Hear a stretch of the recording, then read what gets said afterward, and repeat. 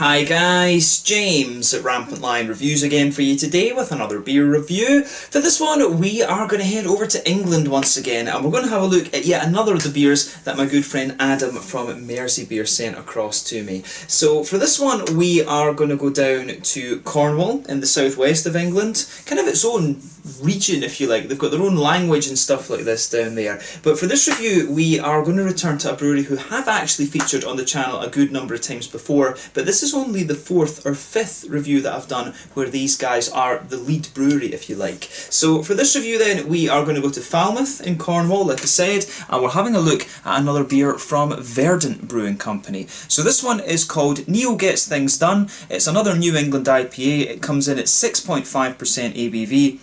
And this one has a pretty impressive hop bill on it actually. I'm very curious to see what this beer has in store for us. So yeah, big thank you to Adam over at Mersey Beers for sending this one out to me as part of the box that you saw me unbox a little while back. He sent me this along with, what was it, about at least another 15 English beers. I actually can't remember exactly how many it was, but yeah, huge thank you to him for making this kind of English mini-series possible. Do make sure you go over and show his channel some love. He's kind of more into the whole live stream sort of game actually. He's doing a lot of different kind of beer themed live streams on his channel, and he's got his internet upgraded very recently, so fingers crossed there's no more hiccups with it and things, and his channel runs smoothly, and it's going to be very interesting to contribute to that over the next kind of weeks and months and things like that. So yeah, huge thank you to Adam at Mersey Beer for making this review possible once again. So yeah, as always with my reviews then, I'll tell you a little bit about the brewery before we taste the beer. If you want to get straight to the tasting, just fast forward. All the usual links are in the description below. That's the brewery website, the link to my other reviews that I've done from Verdant Brewing before, including all the collaborations like I said, and hopefully we can add more to that list in the near future. There's all the usual social media down there as well. If you want to see more reviews, do please consider subscribing to the channel. The whole channel of course has a geography based tagging system, so you can go into the home page and search for beer based on country, city, state, county, province, prefecture, whatever it is you're interested in. Do check out the playlists of beers from different countries. There is one there for all the English beers that I've reviewed for you. That's being added to whenever I get the opportunity, but fairly regularly at the moment thanks to Adam. And as always, please do get in touch and let me know some of the other beers and breweries that you guys would like to see me review. It's always great to hear from you guys that are watching the videos, and the support that you show the channel is hugely appreciated. So anyway, to tell you a little bit about Verdant Brewing then, on to my brewery notes. So Verdant Brewing, as I've told you already, are based in Falmouth in Cornwall in the kind of southwest of England. Like I say, it is kind of its own sort of region there as well, its own language and, you know, very distinct culture. The Cornish are actually Celts as well, like the Scots and Irish and Welsh. But yeah, this company was founded back in 2014 by Adam Robertson and James Heffron, and they were later joined in the very early stages by Rich. So Adam was a designer by trade, and then James had been a home brewer for a number of years, while Rich was actually an electrician that they brought in to help them build the brewery, and he joined the company as a partner. So they ordered their brewing equipment in 2014 and they started brewing their beers the following year in 2015. But initially they really struggled to get their beers recognised in Cornwall despite having success in other parts of England, and a lot of this was due to the kind of traditional Cornish beer culture. But I think they are doing a lot better now. They have become a lot more kind of well known within their own county. It's kind of strange that actually, but I have to say the Cornish traditional ales, that is something that I've not really touched upon on the channel, so that is something that I will need to go and look into at some point. I've never actually been down to Cornwall. The closest I've probably been to there would be Bristol actually, and Bristol is a very good beer city as well, so perhaps something I need to do in the future. I do need to go and check out Wales as well, so a little Wales and Cornwall trip might be quite an interesting thing to do at some point. But these guys are currently based at the Tregonigi Industrial Estate in the west of Falmouth, and the brewery was upgraded to a 16 hectolitre system with a weekly brew capacity of 8,000 litres. Later they opened up their restaurant and bar, which you'll find on Key Street. That opened in 2018, and this came after a crowdfunding campaign, and they're actually now working on a bigger brewery in Penryn, which will be fitted with a 35 hectolitre brewing system, and this will allow them to get their beer out there a lot more actually. I'm not sure if that new brewery is open as of September 2020. You know, COVID-19 put paid to a lot of things that were going on. I'm not sure if that is open yet, but I'm guessing it will be open very, very soon. But as of September 2020, when I'm filming this review for you, these guys have produced around 60 different kinds of beer, and they are fairly prolific actually. So yeah, 60, if they've got about 60 different kinds of beer just now, 60 over about 5 years, because they started production in 2015. That's a fairly decent return. That's roughly about one beer per month actually. So yeah, 5 times 12, 60. So yeah, roughly one new beer per month actually, which is quite impressive. But yeah, that's all I can really tell you about Verdant Brewing Company for the moment. I would love to go and have a look at their restaurant and things, and do a little out and about video actually. I do need to do a few more out and about videos in England actually. I want to go over to England and visit all my my English beer tubing friends, and film some stuff in their local bars and things like that with them. That's definitely something that I'd like to do at some point in the kind of fairly near future. So we'll see about doing that. You'll hopefully see quite a number of the other, quite a number of the English beer tubers featuring on the channel at some point.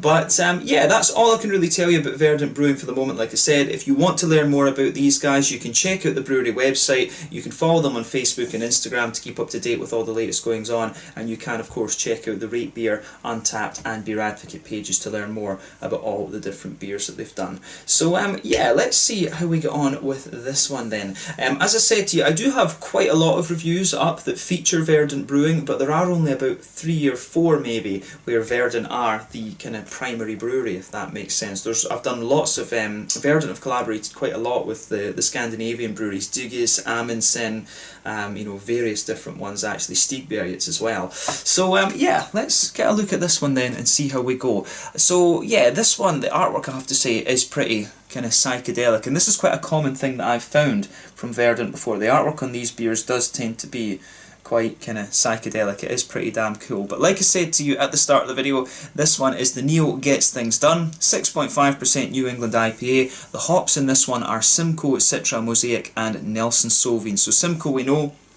has that lovely kind of soft passion fruity note. Citra, mangoes and lots of little complexities. Mosaic is more tangerine and orangey, and Nelson Sauvin is that big kind of white greeny grape sort of thing. All of these are fairly high in alpha acid. Simcoe is about 11 or 12, Citra is about 13, I thought, 13 or so. Mosaic is, yeah, 13, 14, and then Nelson Sauvin can be a bit of a monster. It can be up to 16% alpha acid. But yeah, this should be really interesting. This one is a 440ml can. I'm not sure exactly why Adam chose this particular Verdant. They're all pretty good, but I'm not sure if this is one that he thought was particularly good, or if it's one that that is fairly regular, because he was saying to me that he was trying to go for beers that are, you know, kind of the regular beers that these guys do. So yeah, I'm not sure. I think I've got a feeling though, because I had done so many Verdant reviews, I think he chose one that he really liked actually. So I think that's why he went for this one, the Neal Gets Things Done. And you know, I had never heard of this particular one. You know, there's Light Bulb and there's a whole host of other ones there. But yeah, really curious to see how this comes out. So without further ado, let's get it out and we will get on with the tasting then. There we go. So yeah, 440ml can, this one, and yeah, we'll get it out and into the glass. So yeah, definitely nice to have a straight up day of beer after quite a while actually. It would have been about 2 and a bit, maybe 3 years that I hadn't had, since I had a proper day of, a proper Verdant beer actually. Oh yeah, I just washed this glass too. For some reason, that side of the glass is fine, but there's a lot of carbonation sticking to this side. I'm not sure why. So yeah, as you can see with this one, this is poured a lovely kind of pineapple juicy type colour. We always compare the New England IPAs to the different fruit juices and things.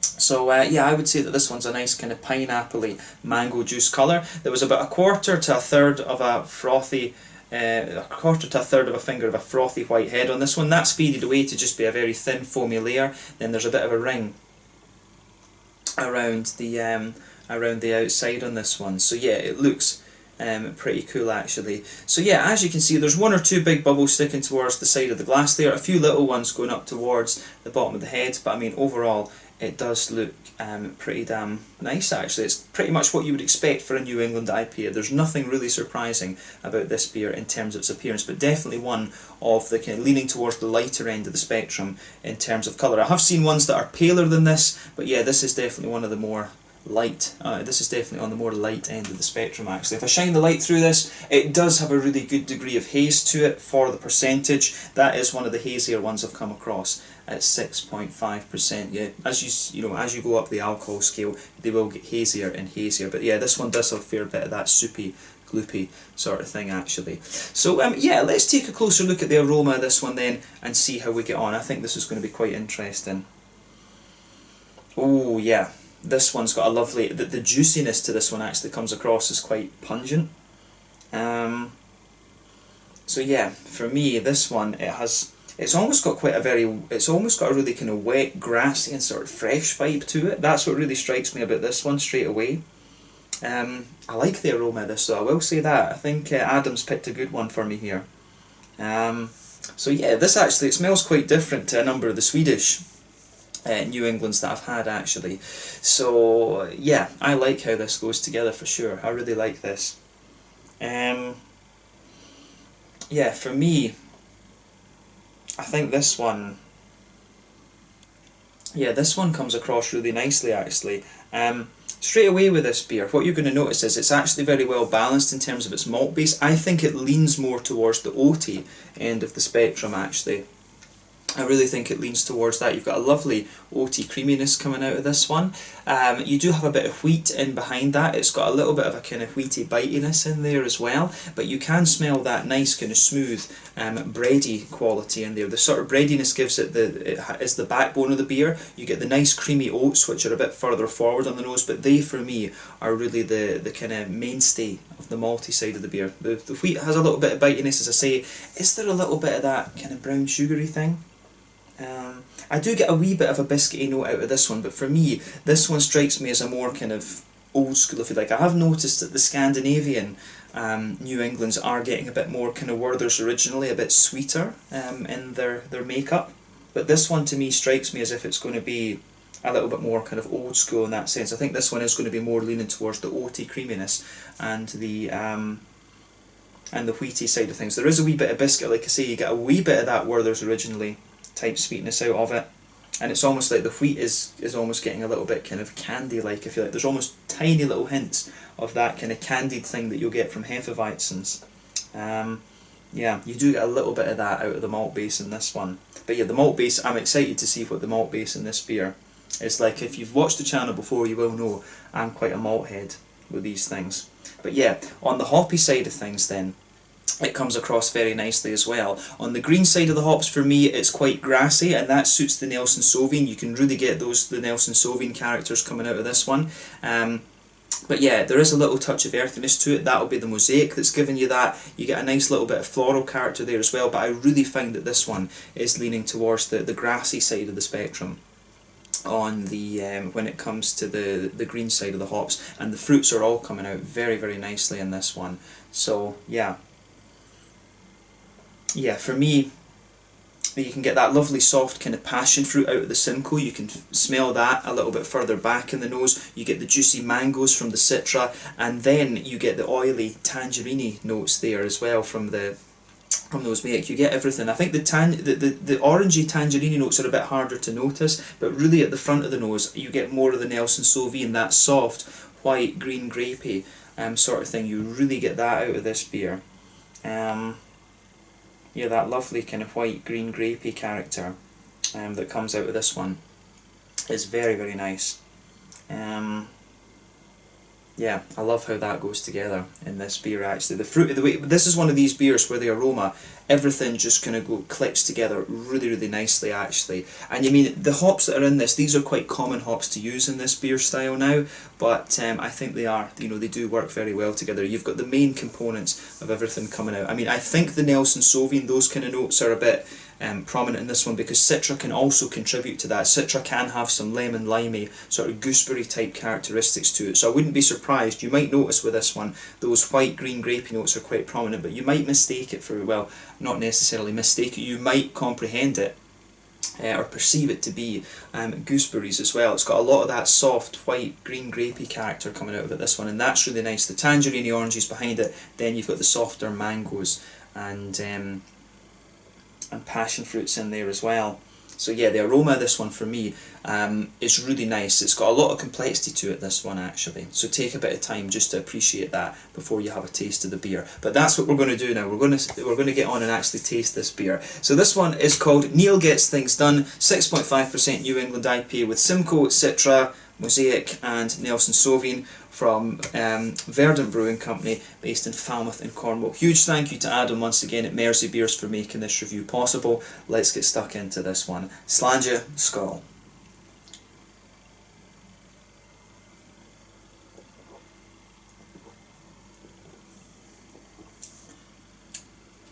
Oh yeah,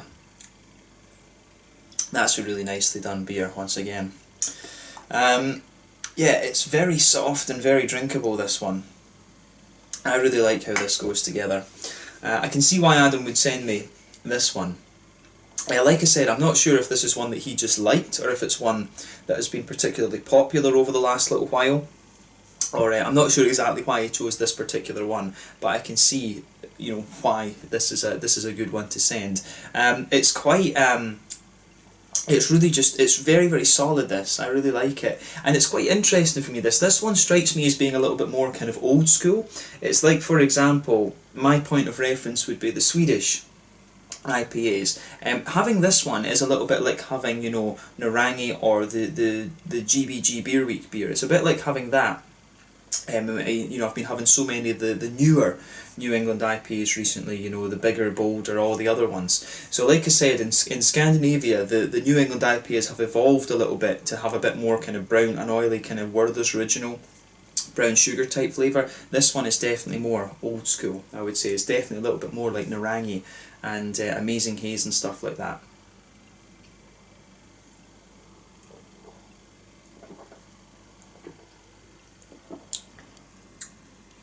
Yeah, lovely beer, this one.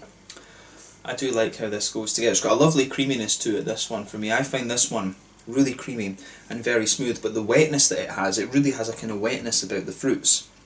And I think it just makes the beer go down very, very nicely. So thumbs up to, definitely thumbs up to Verdant Brewing Company on this one. You mean, as I say, it's been, I don't even know, it must have been about two, maybe even 3 years since I did a dedicated review to Verdant, and having this one really just reminds me why this brewery is so kind of highly rated. And it's certainly, you know, I can see why a lot of people rave about this brewery on the basis of this beer.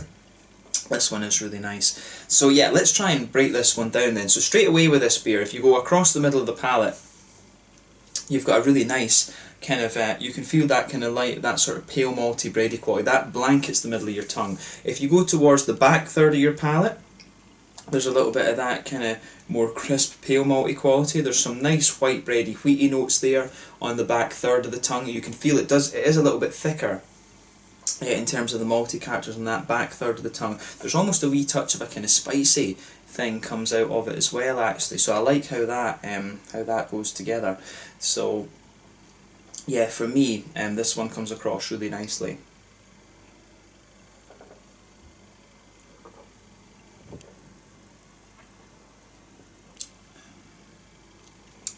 So yeah, I think the more that you drink of this one, it does get a little touch bitier on the back of the tongue, but the middle third of your palate is really nicely done as well. So if you move forward into that middle third of your palate, you can feel the beer just gets a little bit lighter and more crisp, and I really like that about it, I have to say. So it does get a little bit lighter and more crisp, and then as you move towards the front of that middle third of your tongue, that's when you get the more oaty kind of creamy notes coming out of it, which I really very much like. It's got a lovely oaty kind of creaminess to it, this beer.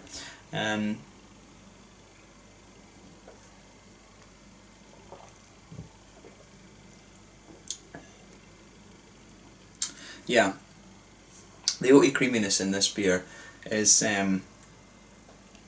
really nice. It really just makes the whole beer feel quite smooth. I find this beer in its mouthfeel, it really comes across as quite wet and just very slick's not the right word. It comes across as just really very fresh almost. It's really, I like how that goes together. It comes across as very clean, quite crisp and quite fresh in a lot of ways. But yeah, that middle third of your palate, definitely that kind of more crisp white bready quality is kind of underpinning it. Then towards the front of the front of that middle third of your tongue, it's the more oaty creaminess that's there. You do get a wee bit of biscuity sweetness, but it's very, very minimal. This is more a kind of crisp, bready leaning New England IPA. Like I say, this is kind of going back to what the IPAs in Sweden were back in sort of 2015, 2016, when you had Amazing Haze, GBG Beer Week, Narangi, New Sweden IPA. It's really a bit more old school, this one definitely, in terms of the New England style. Definitely a more bready leaning, very smooth kind of New England IPA. But for me, it is actually, in the aroma, it comes across as being a little bit more oaty in the malt base than it does in the flavour. I think it's actually quite well balanced between the wheat and the oats. The back third of your tongue is more wheaty and a little touch bitey, whereas the middle third of your tongue is a bit more bready and a little bit more kind of creamy and oaty, if that makes sense. But on the hoppy side of things, back corners of the palate, you have got a little bit of earthiness in there, and that'll be from the mosaic.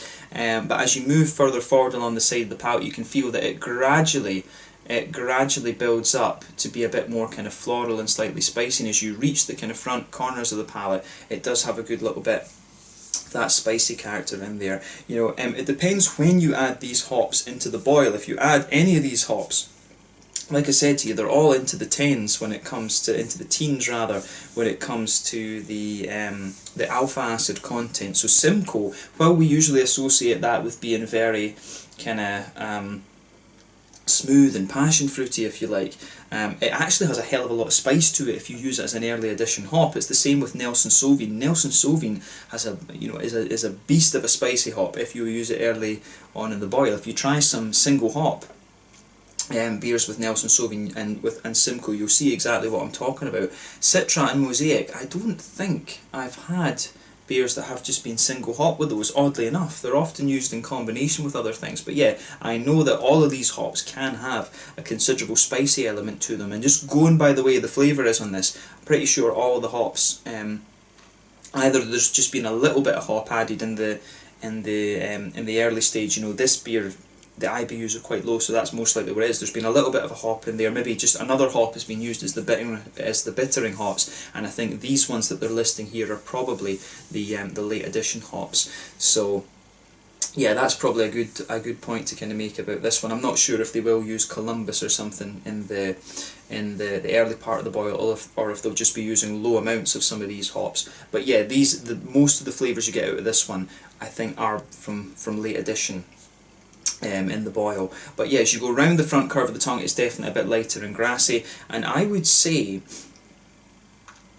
definitely say that the green side of the beer, this one, really leans towards that grassy sort of element. But yeah, on the front third of the tongue, that's where you get that nice oily bubble where the juicy fruity esters push their way out of the beer, and this one has a bit of everything from all of the hops. If you go towards the back of that front third of the tongue, there's a bit of the stronger passion fruity note there. As you move further forward from that, it's a bit lighter and more mangoey. You will get a few of these kind of lighter, kind of apricot-y, papaya type flavours out of it. That'll be mainly from the Citra. I think the Citra is probably the most complex of these hops.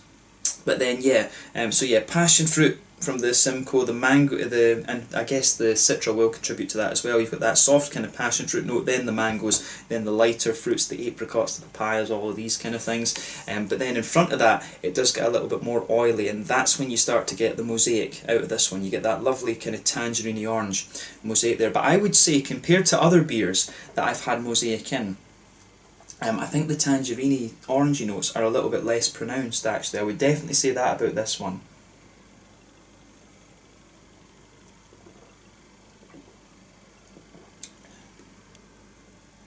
Yeah, I find that I mean, you will notice it.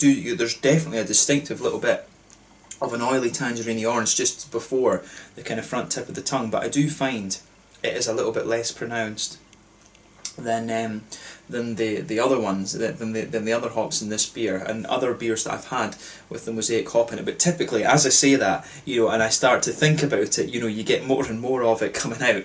It's sod's law, Murphy's law. Whatever can go wrong will go wrong. But yeah, so now that I've said that, I start to notice more and more orangey flavour out of the beer. But yeah, that's just how it goes. But yeah, I would definitely stick to that statement that I said. For me, I think the mosaic is not quite as prominent in this one as it has been in other beers that I've had that haven't. I think the Citra and the Simcoe really kind of hold they hold the beer onto the softer side of the fruity notes, and I think this one, to me, the more I drink of it, the more it's kind of soft and bready and more oaty, and I think keeping it on that softer side of things, keeping it on that softer side really suits it actually. So yeah, I would definitely stick with that. Yeah, getting a little fruit fly in the beer, just got it out there. But I don't know why this thing's been buzzing around for a wee while. But yeah, for me, on the very tip of the tongue, that's when you get some of the nice white green grapey notes from the Nelson Sauvin. There's a lot of that comes out in this one. I think, yeah, on that very tip of the tongue you get that lovely white green grapey note from the Nelson Sauvin. So what I would say about this beer is that if you know these hops, this one doesn't really have anything surprising in that sense, but it is just a really nicely crafted beer in my mind. I can see exactly why Adam would choose this one to send to me. You know, Simcoe, Citra, Mosaic and Nelson Sauvin, very, very popular hops to use in the New England style. And it's just a very well done beer, this one. To me, it's a little bit like drinking, you know, the Amazing Haze and the Narangi and the New Sweden IPAs. It's like drinking these ones, actually. So yeah, I would say that. Quite old school, definitely a more bready, oaty leaning New England IPA, whereas for me at least the ones I've been drinking recently, both from, you know, the likes of Gamma, Dry and Bitter, the Danish breweries and the Swedish breweries, they're a little bit more Werther's originally, brown sugary and oily in recent times. So yeah, I would definitely say that this one strikes me as a little bit more old school within the New England IPA style, but a beautiful beer, I have to say. So thumbs up to Verdant, definitely.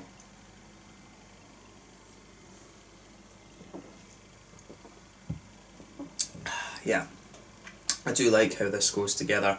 So yeah, in terms of the mouthfeel then, as I said, I think we've covered the flavour quite well with this one now.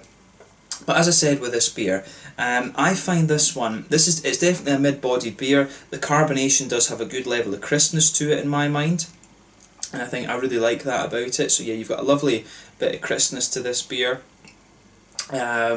And I'd say overall it's quite a smooth mouthfeel in many ways. It's got a good little bit of wetness to it, so I like how that, I do like how that goes together in this one. In terms of the hoppy bitterness, I think this is your fairly standard sort of 30 IBUs. I'd be surprised if it was more than that. I think, yeah, about 30 IBUs in this beer. Malt base, like I said, quite nice and bready, a little bit of crispness in there. Some nice little bit of an oaty kind of creaminess, but you've also got a good little bit of a fruity, you've got quite a bit of fruity, juicy character coming out of this beer as well. It's got quite a nice wet and quite fresh type fruitiness to it, this one, for me. So yeah, I really like how this one goes together. Definitely a slightly more bready leaning New England IPA for me. Good bit of an oaty character in there as well, but I find this beer quite nice and wet and quite crisp in honesty as well. But yeah, a little bit more old school within the New England IPAs for me. So yeah, let's leave it at that for this one. Really nicely done beer from Verdant once again, and I'm not surprised based on my past encounters with this brewery. So yeah, let's leave it at that. Once again, massive thank you to Adam over at Mersey Beers for sending me this beer. I need to get him some Swedish beers to review on his channel at some point. That would be really cool. It'd be quite cool for him to do a Swedish themed live stream actually. Maybe he and I can do, if I send him some things, maybe he and I can do a little bit of a kind of joint tasting or something. I think that would be very cool. So yeah, we'll see about doing that. But yeah, I think this one was really interesting. Huge thank you to him. Make sure you check out his channel. The link is in the video description below. But yeah, been really cool to return to Verdant for a dedicated review after quite some time. I think at least 2 or 3 years, if I'm remembering rightly. This was a really, really nice example of the New England IPA, a little bit more old school, as I said, and for me a really nice, crisp, fresh and bready leaning New England IPA. So let's leave it at that for this one. Once again, thank you for watching my beer reviews. Until the next time, please like, subscribe, share, all the usual YouTube stuff. Let me know your own thoughts on this beer in the comment section below. Let me know what your favourite beers are from Verdant Brewing as well. We will return to these guys at some point soon. They collaborate a lot with the Scandinavian breweries, so that is probably where you're most likely to see me review another Verdant beer. But yeah, this one has been very, very nice to review. So thanks again for watching. Check out my social media, check out Verdant Beer, check out Adam at Mersey Beers, and I will catch you guys very soon. Slàinte, Skål, cheers. Make sure you check out Verdant Brewing from Falmouth in Cornwall in the southwest of England. Cheers.